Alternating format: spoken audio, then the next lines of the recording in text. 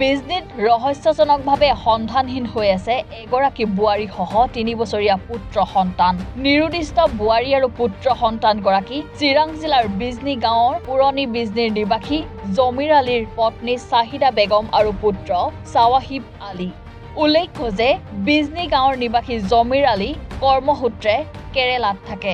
নিৰুদ্দিষ্ট পত্নী পুত্ৰ জমিৰ আলীৰ মাক দেউতাকৰ ঘৰতে আছিল। যোৱা 27 ডিচেম্বৰ পুৱা 10 বজাত বিজনী গাঁৱৰ পৰা 3 বছৰীয়া পুত্ৰক চিকিৎসালয়লৈ লৈ যোৱাৰ কথা কৈ ৰহস্যজনকভাৱে নিৰুদ্দেশ হৈ পৰে পত্নী চাহিদা বেগম আৰু পুত্ৰ চাৱাহিব আলী।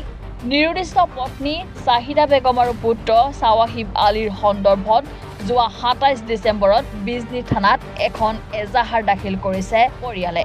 যদি কোনো লোকে মাতৃপুত্ৰৰ সম্ভেদ পায় তেন্তে 8921262534 নম্বৰত যোগাযোগ কৰিবলৈ আহ্বান জনাইছে পৰিয়ালে।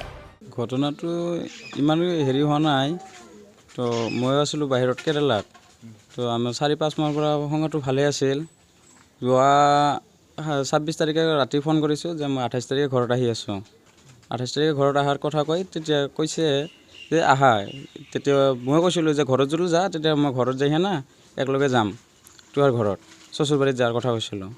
তাৰপিছত আৰু ফোন কৰা নাই। ৰাতি 10টা 9:30 মানত শ্বশুৰ ঘৰত ফোন কৰিছিল। তাৰপিছৰ পৰা আৰু মোক ফোন কৰা নাই, ময়ো ফোন কৰা নাই।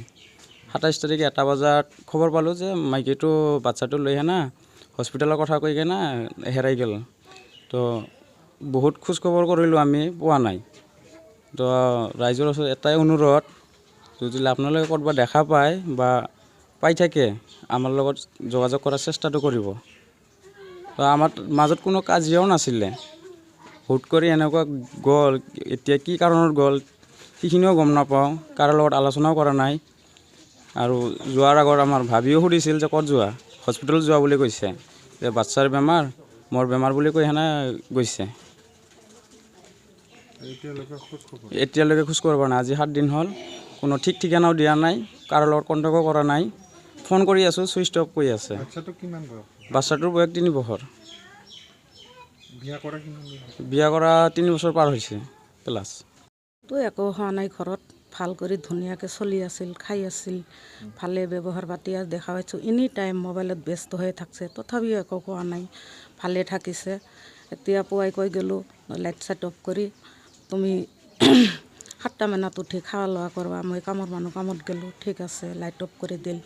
এৰে মাজেদি ঘৰত আহিছোঁ, বোৱাৰী ক'ত গৈছে যে হস্পিটেলৰ কথা কৈ ল'ৰাক লৈ গুচি গৈছে। এইখিনিয়ে মই জানো। খুব বিচাৰালোঁ, বিচাৰাই নাপালোঁ, নাপাই ৰাইজৰে 2টা মানুহ লৈ থানাত যাই এজাহাৰ দিলোঁ। আপোনাৰ ল'ৰা কেতিয়া আহিল? মোৰ ল'ৰা পৰহি আহি পাইছে।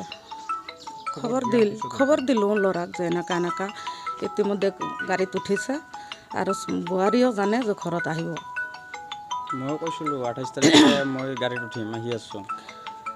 কিবা কোনো হাই কেছ সেইটো নাজানো, আমাৰ হেৰি নাই, সেইটো গম নাপাওঁ, তেনেকুৱা আগে পিছে পোৱা নাই। বিজনীৰ পৰা ধ্ৰুৱ সূত্ৰধৰ ৰিপৰ্ট, এনি ভাৰত 24।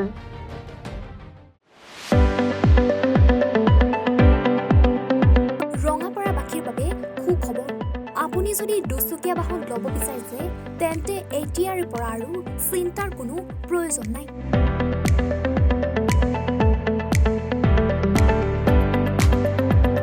আপুনিও আহিব পাৰে DBP এছ'চিয়েটলৈ, বাজাজ টু হুইলাৰ ডিলাৰ।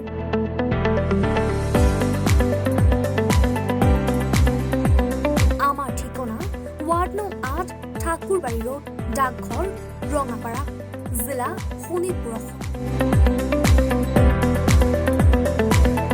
আমাৰ যোগাযোগৰ নম্বৰ 9435707133 9707967285285।